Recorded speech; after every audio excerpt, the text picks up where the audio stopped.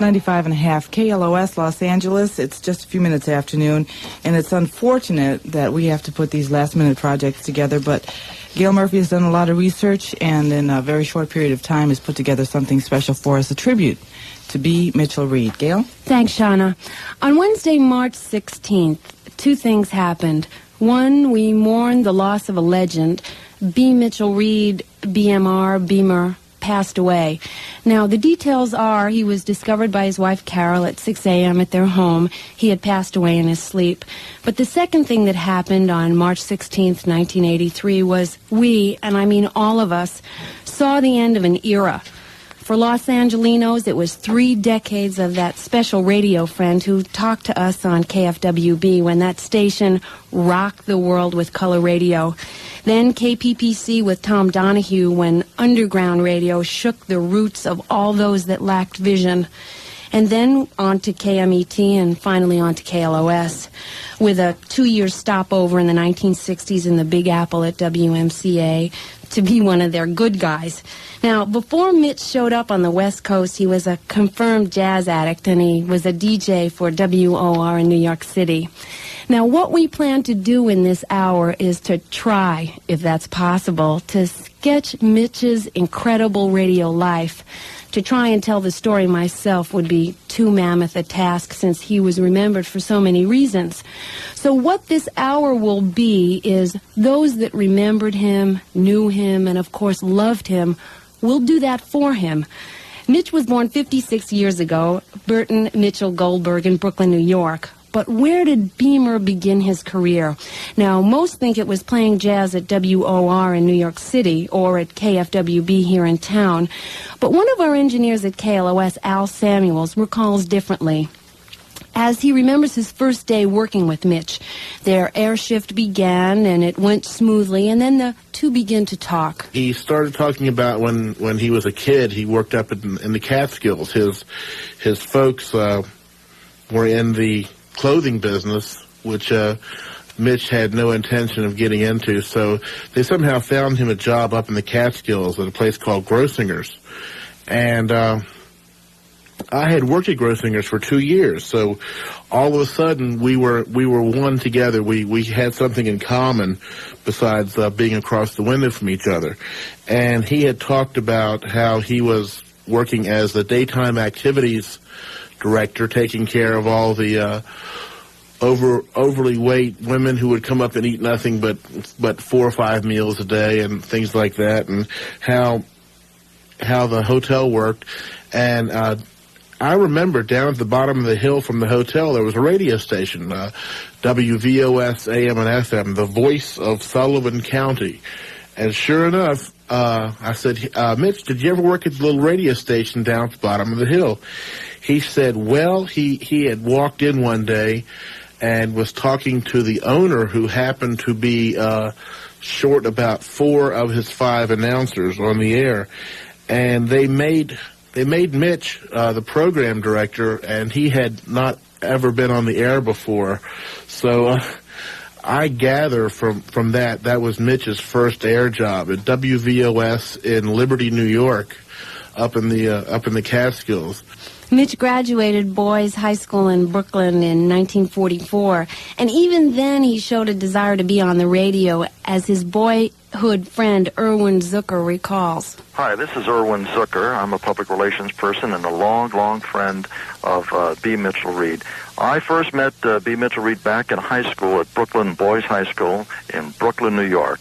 I happened to be president of the senior class of June 1944, and B. Mitchel Reed, then known as Burton Goldberg, was the head of the cheering squad. He was co-captain of the cheering squad, and he was also involved in the Glee Club, and he was also a winner in a declamations contest. That's a speaking contest for the best oration at the school.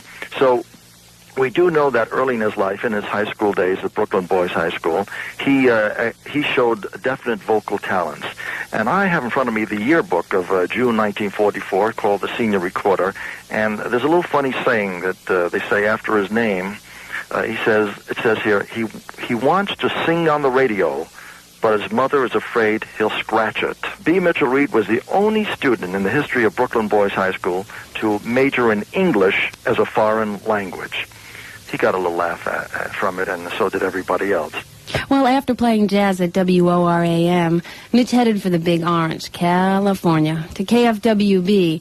That was in the early 1950s. While he was there, he befriended Cleve Herman, who today is still employed at KFWB as a sportscaster.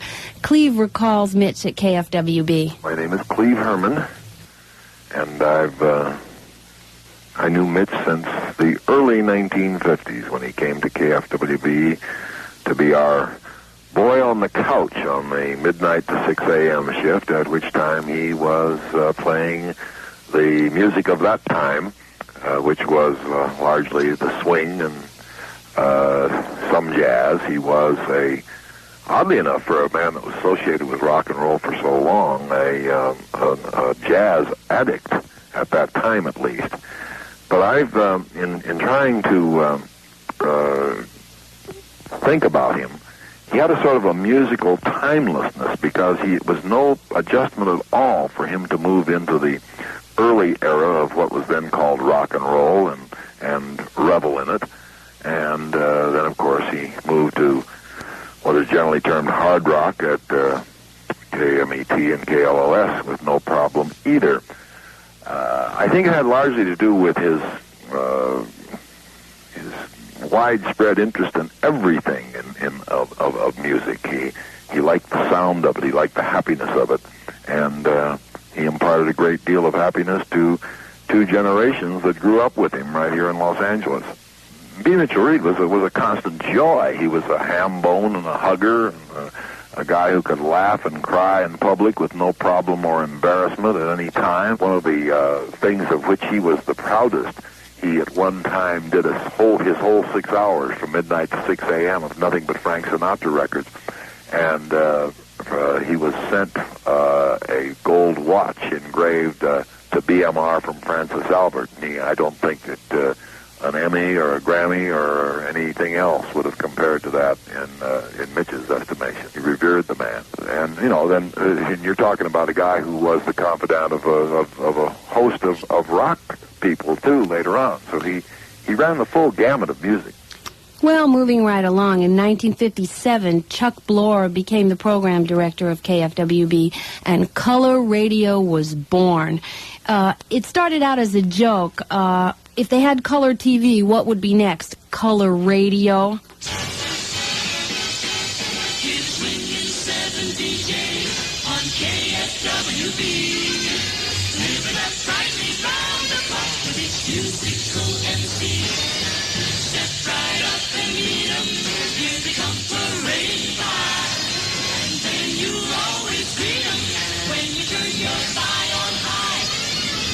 Bruce Hayes, Gene Weed, Joe Yoakum, Elliott Beale, B. Mitchell Reed, Bill Balance, Ted Quillen. Here's a fabulous 48 high song for the music that you like best. On colorful color radio with the best DJs in the West. This is the Air Force. Well, KFWB and the Air Force took off like a shot. It had 51% share of the market. Cleve Herman explains exactly what that meant. At one time, and for a prolonged period, KFWB commanded a 51 share, which meant more people were listening to KFWB than all the other radio stations in town combined. Granted, there weren't as many as there are now, and FM wasn't the factor that it is now, but it was just awesome. Even though there was very little physical identification of the personalities, if your name was mentioned at a party or in a bar, you were a celebrity if you were in any way associated with this station. Well, as I mentioned, Chuck Bloor was the PD of KFWB, and Chuck explains how Mitch and the station made the transition. He also shares some fond memories. I met Mitch Reed when I came to KFWB to introduce color radio to Southern California. Mitch was already there doing a jazz program. He called himself the boy on the couch, and he'd play this soft piano music in the background while he was kind of groaning into the microphone. And I told him that we were going to rock and roll, and he said, what? He couldn't do that. And he said, well, that's terrible. He said, I'm a jazz fan. I said, Mitch, you can be the number one DJ in the city. And he said, well, and for he said, I'll sacrifice for that. So anyway, obviously he became number one very quickly. He was the first DJ at KFWB to attain the number one position in his time slot. And of course maintained it until he left several years later to go to WMCA in New York. And one of the things that I remember most about Mitch was he was so enthusiastic about his program and his programming, and he just loved what he was doing. And he would get so excited and so enthused that he would get carried away with his own enthusiasm and start whistling. He would go, something, like this. And I'd constantly get into it. I said, Mitch, stop whistling. It's an ugly sound on the air. And so he went to WMCA, and I knew when he was going to be on and his hours and so forth. And so I sent him a telegram that I timed to arrive right in the middle of his program. And I said, Mitch, stop whistling. And as soon as he got off the air, he called me and said, you. And he'd been doing it. And I don't know, Mitch is just wonderful. Do you know that KFWB, he started from, the station started from nothing and went to its greatness in those days with Mitch, and then WMCA in New York did the same thing. Came back here, KMET, the same thing, and KLOS, he's just the same kind of class. He was something very special. Also at KFWB at that time was Gary Owens, who worked with Mitch until Mitch went to New York City in 1962, and Gary went to KMPC. Gary gives his impressions and his remembrances. I was impressed by him. I had heard Mitch earlier when he was doing a jazz show out of New York, I believe. Yeah, at WOR, I think, back in the 50s, before he had come to the West Coast. And he had a different style prior to that time. He had always had a laid-back jazz kind of voice, because he had a very good voice. His rock and roll voice was different from that of his jazz voice, in introducing someone like Count Basie or Neil Hefti, or whatever it might be. Then when he came to KFWB, Chuck Bloor, who was the program director at the time, wanted Mitch to accentuate his voice and to speak twice as fast as what he was doing. So he took a man with a network-sounding voice and made him speak very quickly. And so that's how Mitch developed really his fast-speaking style, which he retained for a number of years, both at KFWB and WMCA New York. And my first impression, I tend to digress at times, my first impression of Mitch was, here's indeed a personality. Here's quite an individual. And, of course, I was never wrong with that impression. During those days, of course, I didn't realize that we would all be changing formats, but Mitch was a chameleon kind of person with format changes, because he could fit into any format and still sound very good with whatever it was, whether it be album-oriented rock or rock and roll or jazz or, I imagine, the opera. I never heard him do opera, but I'm sure he could have done that. He was a man who, I guess pretty much in the later years, would always wear something that was cool. Not, I don't mean in weight of clothing, but was hip at the time.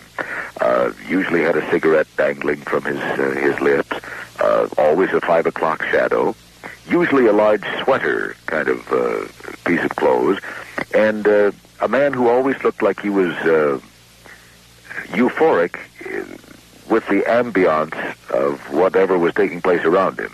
Those sound like a lot of big words I just made up out of the air, but he was a Mr. Cool for many, many years. I think the jazz overtone that he had started with early in his career sort of continued throughout his life, where you would ask him a question, hey, Mitch, what do you think of this? What about James Ray and the tuba and harmonica sound of If You Gotta Make a Fool of Somebody? And he'd say, hey, I dig it. You know, with that kind of an overtone to it. Sam Riddle was also on staff at the monster KFWB, and he talks about B. Mitchell Reed, the legend. He is a legend. There was absolutely no other disc jockey in the United States like him, even though I'm sure a lot of radio stations taped him and taped KFWB at the same time, attempting to get that sound in other cities. But he was unique, and that was the reason KFWB during the 60s was what it is, or was at that time, because of gigantic personalities like BMR, and that's exactly what he was. He wasn't just a time and temperature and a lot of the things that you hear today, you know, non-personality disc jockeys, but he was actually one of a kind. You know, he talked so fast and enunciated so well that he was the fastest talker in the West, and you could still understand him. I remember when he left KFWB and went to New York. He was one of the first West Coast jocks to go to New York, and I remember they took a full billboard on Times Square that said in New York, now let me think about this, if you can't understand B. Mitchell Reed, you're listening too slow.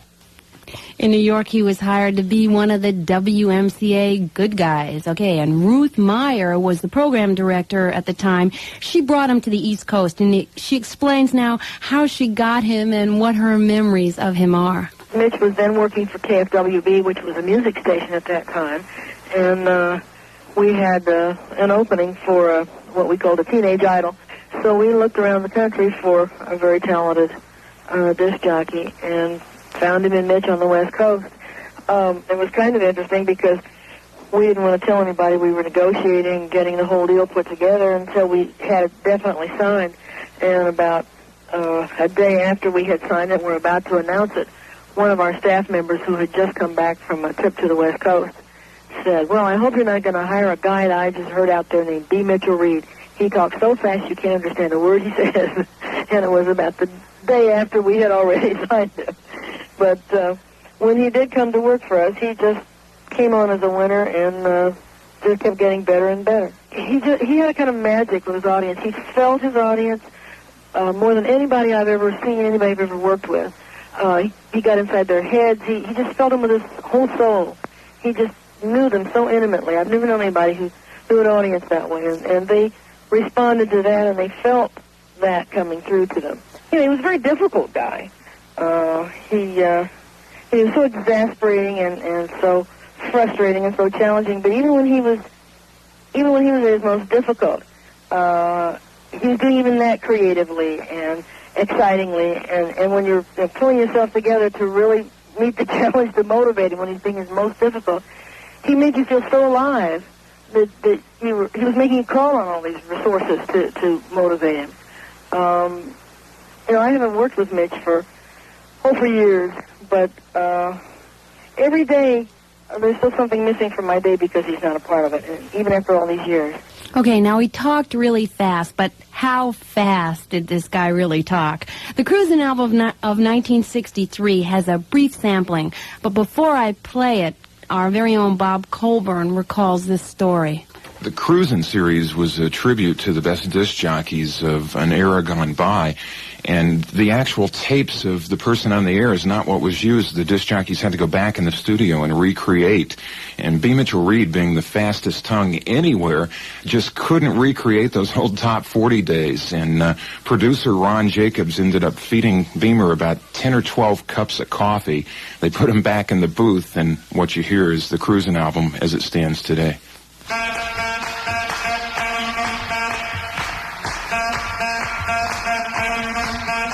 This is your leader, BMR, on WMCA, jumping in with my hat in my hand with the nuttiest show on the entire New York trip. Reed reacted to the Smashbacks, on the Good Guys survey, or headed that way. This hour, the name of the winner of the Musical Love Letters contest. First portion being presented from the lobby of the Nile Hilton Hotel. A name claim style will go to Connecticut. Second call, do you blah, Plaza 25000. Like that there, Schmear. Call right now. My friends all tell me, go to him, run to him, say sweet lovely things to him, and tell him. Well, that was from the Cruisin' album. Now, one of the WMCA good guys in New York City at the time Mitch was there was Scott Muni.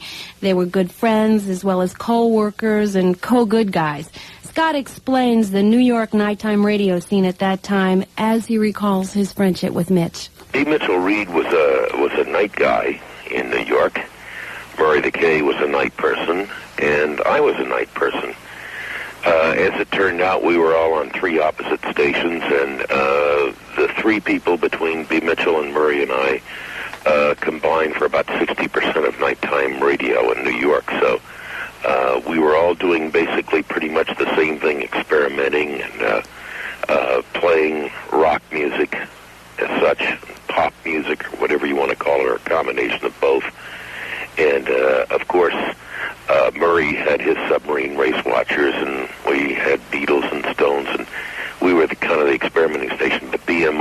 defeated by being someone different. He was a personality that talked fast and that loved what he was doing. And certainly, I would say that the Beamer, or BMR, and he was more BMR in New York, was a guy who lived life in the fast lane as he talked in the fast lane.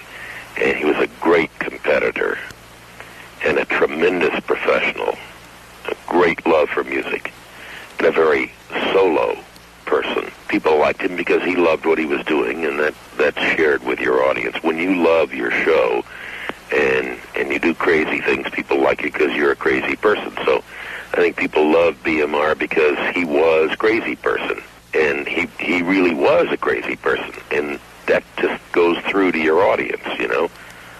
And I really, his personal life, I think, is probably very much like Murray's was, or mine is, or anything else.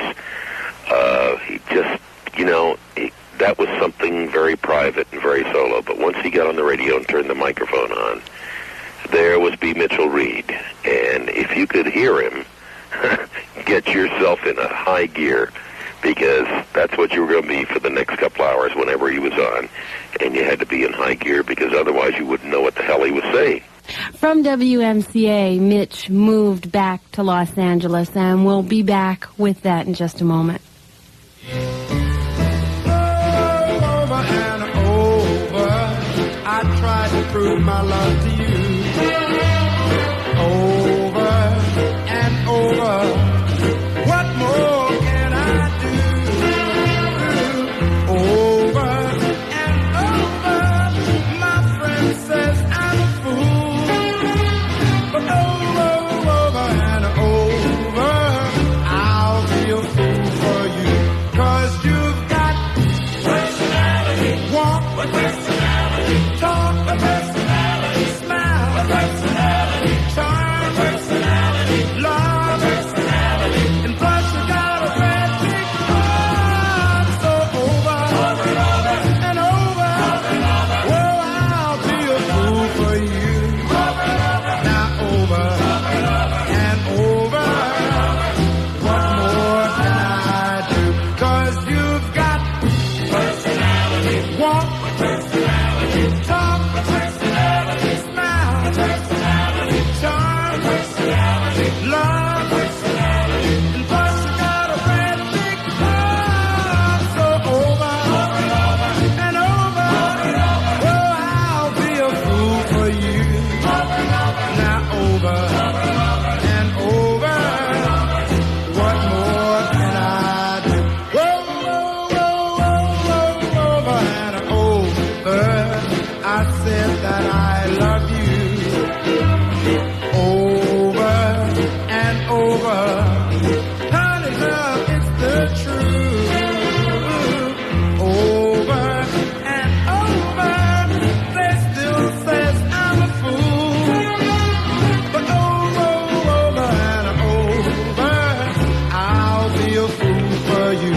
'Cause you've got personality, walk with personality, talk with personality, smile with personality, charm personality, love personality, and plus you got a great big heart. So over and over, well, I'll be a fool for you. Now over and over, what more can I do? This is KLOS, Los Angeles. In today's Army, we have a lot of choices to offer qualified people. You can choose to learn one of hundreds of skills. Or if where you serve is important, we have a world of choices. And if you choose to go on to college, we can help you accumulate thousands of dollars. All that you can be. The choices are all yours. You can do it in the Army. Paid for by the U.S. Army.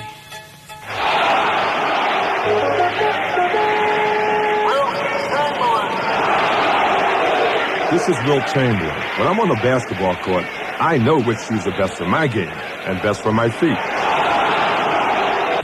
But now I'm into tennis also. I knew there were lots of different tennis shoes, but I didn't know which ones were exactly right for me. That's why I went to Foot Locker. I knew they have all the top name sports shoes, all sizes and styles too. And Foot Locker has those salesmen in striped shirts to help you. I found out they know as much about tennis shoes as I do about basketball shoes. Real pros, those guys. Foot Locker sales pros. Experts even the experts look up to. Foot Locker. Experts even the experts look up to. Foot Locker. America's most complete athletic footwear store. Another reason Foot Locker is the most complete. They honor all your major credit cards. So for complete shopping convenience and expert advice, go to where Will Chamberlain goes. Foot Locker. Big Dan, the Gum-Out Man, super do-it-yourselfer. Big Dan, the Gum-Out Man, the do-it-yourselfer helper. I'm Big Dan, the Gum-Out Man. You know, a dirty carburetor can sometimes trick you into thinking your car needs a tune-up. Like when it's hard to start or stalls or loses power or performance. So before you spend a small fortune on a tune-up, try Gum-Out Carburetor and Fuel System Cleaner. Gum-Out liquid in the gas tank cleans as you drive. Not just the carburetor, but deep down into manifold and valves. Even cleans fuel injection systems. And Gum-Out Jet Spray cleans outside carburetors, too. So next time your car acts like it needs a tune-up, try Gum-Out first. It could save you a bundle. Take it from me. Big Dan, the Gum-Out Man. Gum-Out from Pennzoil. It's the between tune-ups tune-up. It's super good flying. In 1949, PSA was first to introduce low-fare flying to the West. You're gonna be smiling. Today, PSA continues as the West low-fare leader, so you save big when you fly with us. So when you need a lift to get to where you're going, take us there. Flying to the San Francisco Bay Area, PSA sales seat fare is just $49.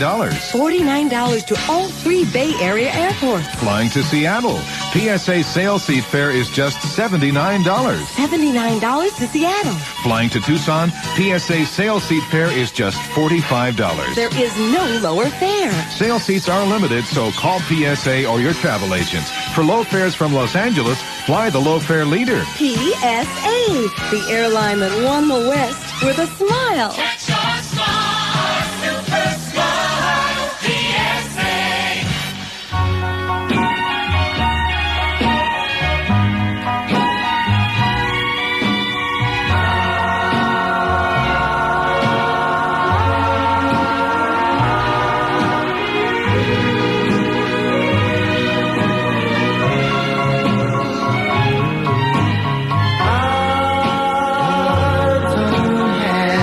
Plans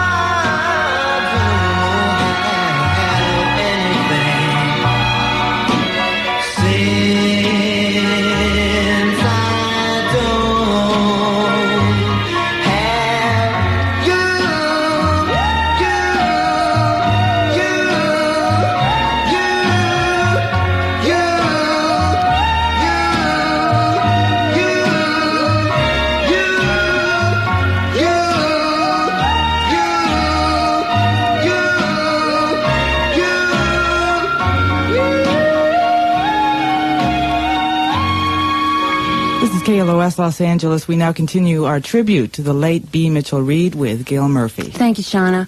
Now, according to all the information we've collected, it was Beamer's love for L.A. that pulled him back to the Big Orange again after being at WMCA. He returned to KFWB. However, an interesting phenomenon was occurring at the roots of radio at that time.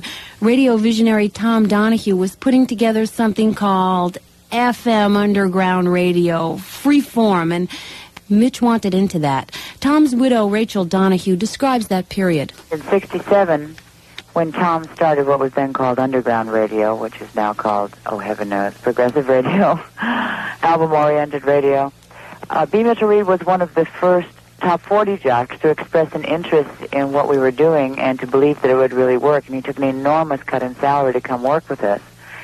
And he did a show which ran simultaneously in Los Angeles and in San Francisco. He would do it in one town and tape and send it to the other. And he still had the heart of a 19-year-old. I think that was probably the thing that was very similar to the two of them, is that they never, as long as they were close to the music, they never, either one of them seemed to age at all. And he stayed with us for quite some time at KPPC in the basement of the Pasadena Presbyterian Church, and in 67 and 68. I was here in Los Angeles, well, Pasadena, actually. And at the same time, sometimes coming up and doing shows in San Francisco. Now, I asked Rachel why she and Tom thought Mitch could make the transition from AM to FM. After all, that particular transition had been pulled off successfully by only a handful. She also describes her impressions of B. Mitchell Reed. Well, I think that he felt the same way that Tom did. I think that he felt he was really stagnated. He had gone to New York, and he had another offer to go back to New York, where he had been quite successful as a fast-talking top 40 disc jockey. And I think that he saw a chance to, in many ways, relive or recreate how it had started for both he and Tom in the early days of top 40. And by this time, it had become a very, very stagnated form. Everything was, all records were very short, they were boss jocks, and everyone had pretty much the same style. And I think that Mitchell saw an opportunity, and he and his wife and later their kids were willing to make some sacrifices in order to be part of it, and he was absolutely right. And he got a great deal of joy out of it, introducing groups, and he lent a certain amount of credibility to our organization. He worked very, very fast. He moved very, very, very quickly, and he was always had at least 3 things on his mind. And he usually forgot to tell you 2 of them the first time. So he'd either call you back or come back into the room, or whatever situation he had just left, in order to tell you the other 2 things that he'd forgotten to tell you. And he was very much a family man. And my heart goes out to his wife, Carol, and their kids. I'll miss him very, very much, not just listening to him, but having him as a friend. But he's been on my airwaves for an awfully long time. Also a member of this FM underground group or collective or organization was Dusty Street, and she remembers the Beamer. Hi, this is Dusty Street, and I'd like to talk about how I came to know B. Mitchell Reed. I was working in San Francisco for a man named Tom Donahue at one of the first progressive radio stations, FM stations. And B. Mitchell Reed came in as a friend of Tom Donahue's when I was about 18 years old, and walked into my booth and said, "Hey, you know, you're really a lot of fun on the radio," which was probably the first time I had ever been given an encouraging word as to why I should remain being a disc jockey. Mitchell and I were in separate towns for many years, I in San Francisco and he down here in L.A., but we always seemed to cross paths. We both worked for Metro Media, and each time we crossed paths, it was always lots of fun and whatever. And I think about 2 years ago, I went to work at a radio station here in Los Angeles, KLOS, and Mitchell was working for KLOS at the time. And we had the opportunity to actually cross over from one slot to the other. And I'll always remember those crossovers, and Mitchell saying things like, "We've got no business but music business." Little tiny quirks that he would say, little things of brevity that always made me think, boy, someday maybe I'll be as good as B. Mitchell Reed. And I'm still waiting for that day. From there, Mitch went to KMET along with the rest of the undergrounders. Howard Bloom was at KMET when Mitch arrived. He sketches the underground format and some of his impressions. There's Howard Bloom, Vice President and General Manager at KMET, and I first worked with Mitchell in 1970 when I was a salesman before I became sales manager and then general manager. And Mitchell, his first and foremost responsibility was to be loved and to love people. And Mitchell was very special. And through all the years that he worked here, he would do everything that he could to make everything work for KMET, as he did at KFWB, as he did at KTPC and KRLA, and the stations that he worked for in New York, as well as at KLOS. He was very special, and I think singularly that's the one word that I would use when talking about B. Mitchell Reed. Later on at KMET, he encountered Jim Ladd, and Jim remembers this. This is Jim Ladd, and my first encounter with B. Mitchell Reed was at a time when music meant so much to the people who not only played it, the musicians who made it, but the people who listened. He was a man who was making a great deal of money and was extremely successful on Top 40 AM radio. I never listened to him on Top 40, but I know that he was very successful. And he walked away from the money and the prestige and all of the notoriety to do something that he believed in. He believed in this new form of rock and roll that was coming about. He believed that it had something to say on a human level. And for those reasons, as I understand it, is how Beamer got into FM radio. Later, after I got into radio and went to work at KMET, I had the privilege of working with the man and met him and got to talk to him. And although I never got to be close to B. Mitch personally, I did get to work with him and have many talks with him, and I interviewed him once for a special that I did on FM radio.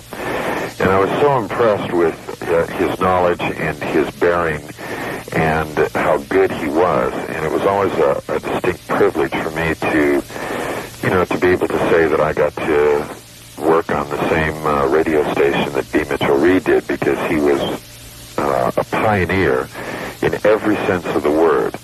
And he was a man who had a lot of integrity about what he did. And there's a lot of people who can talk about the different kinds of radio that he did, but what impressed me the most was the free-form rock and roll that B. Mitchell Reed, I think, is best known for. Obviously, he will be missed. Radio will not be the same, and neither will I with his passing. In 1979, B. Mitchell Reed moved over again. This time it was to our own KLOS, and our own Bob Colburn recalls what it was like knowing BMR. The thing I remember the most about B. Mitchell Reed is his stature professionally and also in his private life. When Beamer was the host of Rockline, it was the rock and roll stars who were in awe of him when they came into the booth, because they had listened to him from the time that they were little kids back in New York or here out in Los Angeles. The same thing held true with Beamer's private life. He was often referred to as the mayor of Malibu, being instrumental in some political movements out there, and held the same care, obviously, for his family, his two sons, and his wife. Several of the people here at KLOS worked with Mitch over the years, and one of them is Sam Russell, as she recalls him. I'm Sam Russell, and I've worked with Mitch off and on at about 4 different radio stations for a grand total of 12 years, and somehow Mitchell had a way of getting what he wanted without really saying anything. He'd come in, and you drop everything you're doing just to go get him a cup of coffee or get a record for him, and drop everything you did, because that was the way Mitchell was, and that's why everybody loved him. KLOS's program director, Tommy Hadges, describes his first encounter with Mitch. I'm Tommy Hadges, program director at KLOS. I arrived here in 1980 in Southern California, and Beamer was already on the air. First time I'd ever heard Beamer was years before, when I listened to the Cruising album, which was an example of what he had done when he was at KFWB, the fast-talking, typical top 40 jock, real fast talking. And when I found out he was on the air staff here, I was saying to myself, gee, can this guy actually be the same one that I remember from that record? So I sat down with Beamer when I first got out here, and he explained to me about how he had made the transition and how he had tried to relate to the big records, as he used to call them, you know, the 12-inch records as opposed to the 7-inch singles that the top 40 stations were playing in those days. And to have made that jump and to have kept the credibility of going from a top 40 jock to a progressive jock and then to do what we now call AOR, album-oriented radio, is, I think, unique in the industry. It's one of the few people actually able to make that jump. In working with Beamer on a day-to-day basis, the thing I remember most vividly, and it's strange how things stick in your mind about people. I'll never forget Beamer bumming cigarettes off of any and everybody that was within reach of the radio station because he had been told that he shouldn't smoke, so he stopped buying cigarettes and never had them on his person. But we'd noticed that, you know, Ruth, music director here, smokes, and so he'd sort of fly through the office, and all of a sudden she'd discover that there were a few cigarettes missing. And we'd always say to him, Beamer, do you have those cigarettes? And there'd be a little puff of smoke in the studio when we walk in, and we'd say, no smoking going on in here. So it's strange how those things stick with you, but I guess that's something I'll always remember about him. A unique guy, and probably known as well as any radio personality on a national basis because of his extreme influence and importance on both coasts and in several decades of radio, and a guy I'll never forget. KLOS engineer Ira Lawson worked with the Beamer a lot, and he recalls him. My name is Ira Lawson, and I used to be one of B. Mitchell Reed's engineers. And working with the Beamer was kind of a trip because sometimes he'd be just a little disorganized in there, and he'd sometimes struggle, and he'd look at me, and we developed this rapport to where he would give me one look, and I'd know that he was searching for the band that we just played, and he would give me another look, and I would know that he had lost his place completely, and it was commercial time. But all in all, he was a dear, sweet man, and we're really going to miss him here. Also engineer Steve Crowley. BMR would come in here at the end of the shift when we exchange announcers. The people getting off the air will come in and they'll read a couple of things for recorded commercial announcements. And Beamer would come in here and he would whiz through these things so fast, he'd be asking me if the takes were okay and if they could be used before I even had time to shut off the microphone. The man just clicked that fast. Now, across the hall from KLOS's KABC, Lee Marshall is a newscaster over there, and he was a friend of Mitch's as well. Mitch used to come into the newsroom all the time. Mitch was always famous for putting on long records. He'd sneak in and we'd schmooze, and he was a great Dodger fan, as you know, great sports fan. And he loved the Dodgers. And he always talked about how his then 11-year-old son was going to be the first Jewish third baseman of the Los Angeles Dodgers. You have to remember that B. Mitchell Reed was born Burton Mitchell Goldberg. He did change his name. Burton Mitchell Goldberg, B. Mitchell Reed, BMR, the Beamer. I'm Gail Murphy, and thank you. It's our pleasure to introduce Miss Joni Mitchell.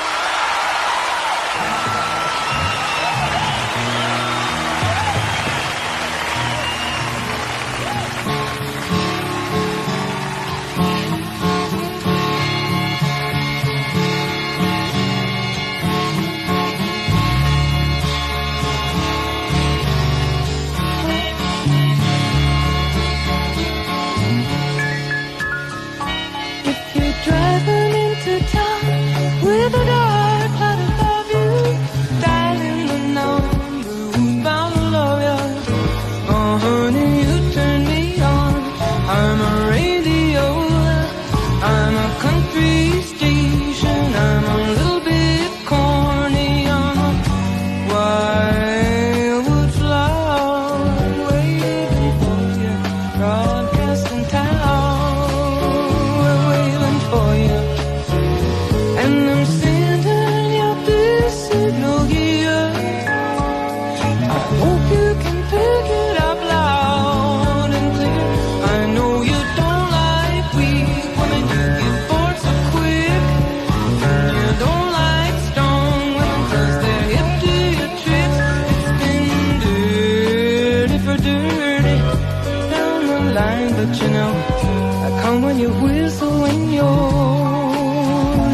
loving and kind. But if you got too many doubts, if there's no good reception for me, then tune me out. 'Cause honey, who needs the static? It hurts the head, and you wind up cracking, and the day goes dismal. From breakfast Barney to the side of prayer. What a sorry face you get to wear. I'm gonna tell you again now, if you're still listening there. If you're driving into town with a dark cloud above you, dialing the numbers bound to lie out. If you're lying on the beach with the transistor going, kick off the sand flies, honey, the love's still flowing. If your head says forget it, but your heart's still smoking, call me at the station. The lines are open.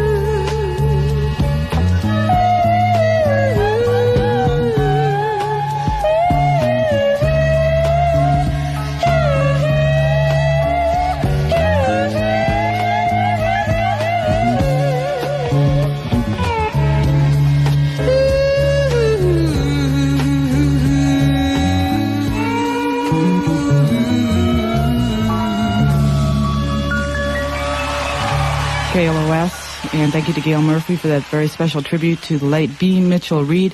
We'll be back after this.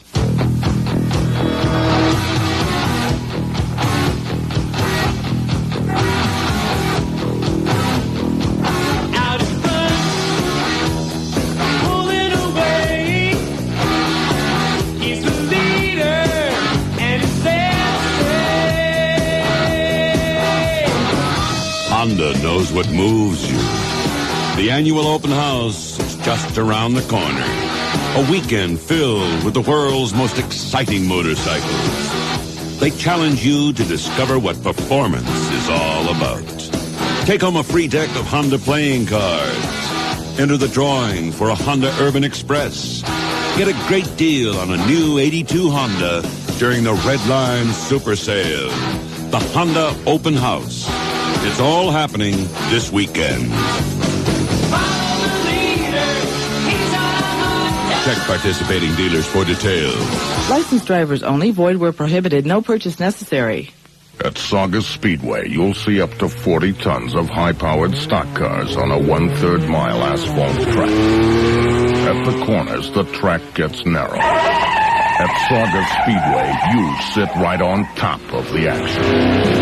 Come to Saugus Speedway every Saturday night. Time trials at 5:30, first race at 7. You'll see modified, sportsmen, street stocks, figure eights, and a giant destruction derby the last Saturday of every month. Saugus Speedway, Golden State Freeway North, Valencia Boulevard off-ramp. Turn right 3 1/4 miles to Saugus Speedway, the super track. Come to Saugus Speedway this Saturday night for the exciting 3rd annual Spring Open Comp and Destruction Derby. See top modified and sportsman drivers battle it out to win the first big race of the season. Time trials at 5:30, first race at 7. Remember, the 3rd annual Spring Open Comp and Destruction Derby, Saturday night, 7 p.m. at Saugus Speedway.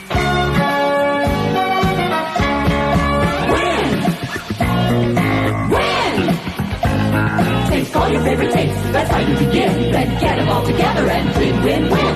Win a Big Mac, quarter pounder with cheese. Chicken McNuggets, filet of fish, please. Get it. Win Coke or fries together. Get it. Win the $1 million prize together. Lots of cash prizes to be given away. Lots of instant winners you can win today. Win! Win $1 million. Win!